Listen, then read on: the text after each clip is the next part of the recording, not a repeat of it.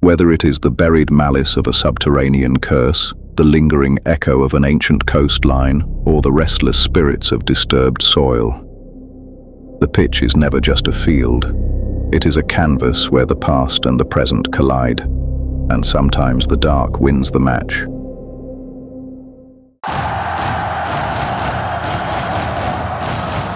Every weekend, 80,000 voices roar in unison.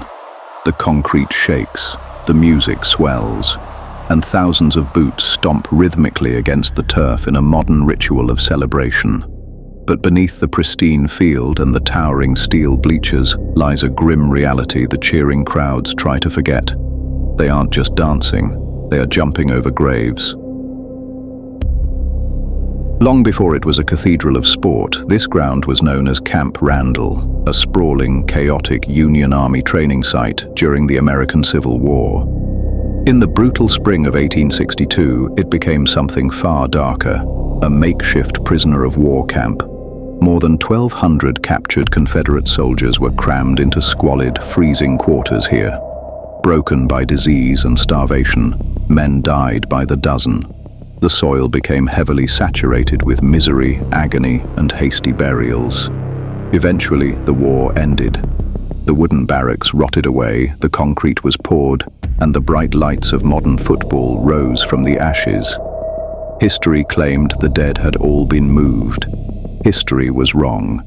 During modern stadium expansions, heavy machinery digging deep into the foundations unearthed a horrifying truth. Iron coffin nails, decayed wood fragments, and human skeletal remains. The stadium had been built directly on top of the forgotten dead, and those dead do not rest easily. Late-night security guards patrolling the empty, cavernous concourses routinely report sudden localized drops in temperature that freeze the breath in their throats. In the quiet hours after midnight, figures clad in tattered spectral grey uniforms have been seen drifting through the concrete tunnels, passing straight through solid brick walls near the end zone. The next time you see the stadium shake, ask yourself, is the ground vibrating from the force of the living, or is something beneath the turf trying to shake them off? There is an old superstition among those who walk the boundary lines of the world that to bury a secret in the earth is to ensure it grows. In the autumn of 1967, the El Cilindro Stadium, the proud home of Argentina's racing club, was a place of roaring triumph. They were the champions of the world. But triumph breeds a bitter, desperate envy in the hearts of rivals. Under the absolute cover of a moonless night, a group of men broke through the perimeter. They carried with them a dark cargo, 7 black cats, sacrificed and buried deep beneath the pristine turf of the pitch. A literal subterranean graveyard designed to ruin an empire. What followed was not a simple run of bad luck. It was a systematic, multi-decade decay.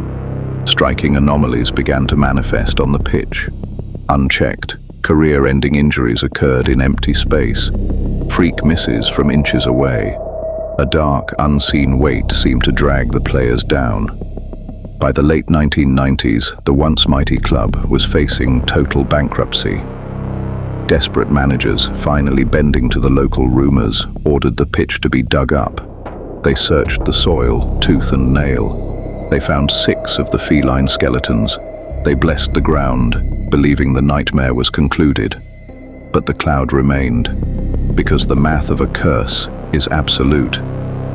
It wasn't until 2001, during a full-scale structural excavation, that workers finally unearthed the elusive 7th cat skeleton. It had been sealed beneath a concrete embankment, untouched for 34 years. The moment that final remnant was removed from the grounds, the ledger flipped. Racing Club won the national championship that exact same season. The earth had finally been cleared.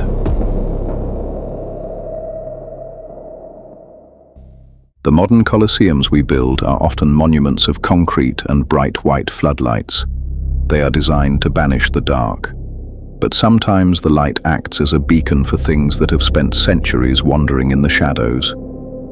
In Sunderland, the Stadium of Light stands as a proud nod to the region's industrial past, constructed over the deep, abandoned shafts of the old Wearmouth coalfield. But shortly after its opening, the quiet hours of the night shift became unendurable for the backroom staff. It began with a cold density in the modern corridors. Then came the sightings. Multiple staff members, and eventually the club's star striker, Stephen Elliott, reported encounters with a tall, shapeless black phantom. It did not walk. It glided through the dim concrete passageways long after the roaring crowds had departed, leaving an oppressive silence in its wake. Local folklore speaks of Spotty, the notorious 18th century cave-dwelling wrecker of Marsden Bay. Though his domain was strictly the jagged coastline, where he used a lone lantern to lure ships to their doom, some believe the intense energy of the stadium's modern beacon draws old spirits inland. Whether it is the residual echo of Spotty, pulled from his coastal caves, or the heavy spirit of a miner lost long ago in the dark labyrinth beneath the foundations, the phantom remains unnamed. It walks the corridors still, a reminder that you can build over the past, but you can never truly lock it out. When we disturb the soil, we break a contract with whatever was laid to rest within it. In 2001, Southampton Football Club prepared to move into their brand new home, St Mary's Stadium. But the ground chosen for this modern arena was old ground, deeply unsettled ground. The site sat directly upon a dense tapestry of human history, medieval settlements, industrial waste, old dockyards, and ancient forgotten burial sites. During the initial excavations, heavy machinery uncovered genuine archaeological remains, Roman artifacts, medieval structures, and fragments of the long-forgotten dead. The truth was catalogued by academics, but out on the streets, the rumor mill warped the discovery into something far more ancient. Whispers spread of pre-Christian Anglo-Saxon pagan tombs lying directly beneath the center circle, and the land seemed to react to the myth. The moment the stadium opened, an unnatural malaise took hold. The air felt thick, wrong. High-tech stadium lights would flicker and die without cause. Heavy equipment shifted on its own in locked, empty rooms. On the pitch, the team suffered an abysmal, uncharacteristic home-losing streak. The psychological dread in the dressing room became a tangible enemy. It grew so severe that the club felt forced to step outside the realm of modern sport. They officially brought in a white witch, Cheridwen Dragonoak Connolly. She walked the pitch, performing a ritual of cleansing to appease whatever restless spirits had been stirred up by the concrete foundations. Call it a psychological reset, or call it a spiritual truce. The team won their very next match, but beneath the stadium, the ancient earth remains disturbed.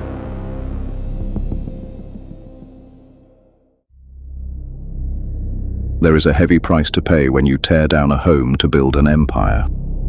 In 1895, Derby County Football Club prepared to move into their legendary stadium, the baseball ground. But to lay the foundations, developers forcefully evicted a community of Romani gypsies who had long occupied the land. As they were driven away, a final, bitter declaration was cast back onto the turning soil. A curse stating that the club would never, under any circumstance, lay hands on the FA Cup trophy. For decades, the words held like iron. Derby County reached the prestigious final in 1898, 1899, and 1903. Each time, they were the overwhelming favourites. Each time, they collapsed under a series of freak anomalies, mistakes from world-class players that defied explanation, as if an invisible hand were redirecting the ball. The misery spanned 51 years. It wasn't until 1946, when the club reached the final once more, that the desperate manager took matters into his own hands. He sought out a local gypsy representative, pleading for a spiritual truce. During the tense match against Charlton Athletic, with the score locked tight, a bizarre incident occurred.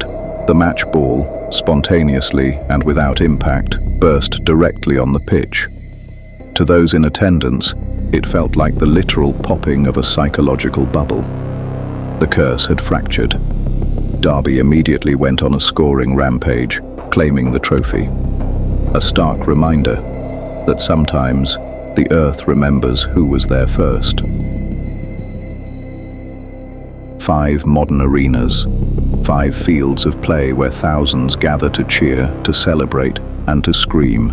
The moment we dig up the earth, pour thousands of tons of concrete, and channel the volatile, raw energy of a roaring crowd, we are playing a completely different game. The files for tonight are closed and the ledger is returned to the shelf. Until the clock strikes midnight once more, sleep well.